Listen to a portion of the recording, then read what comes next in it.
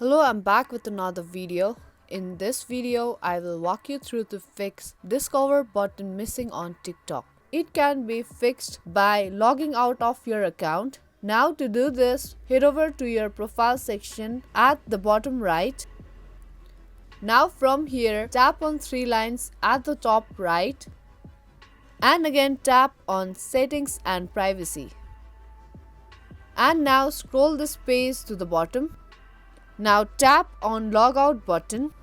Now once you're logged out from your account, open the TikTok app and there you will be able to see discover button. Now if this method didn't work, then you have to download old version of TikTok. Then to do so, remove the updated version of TikTok from your device and head over to the web browser and there search for old version of TikTok. Download, and just like that you can fix discover button missing on TikTok problem. If this video helped you out, give this video a thumbs up and subscribe to our channel. I will be back with more videos like this. Thank you for watching.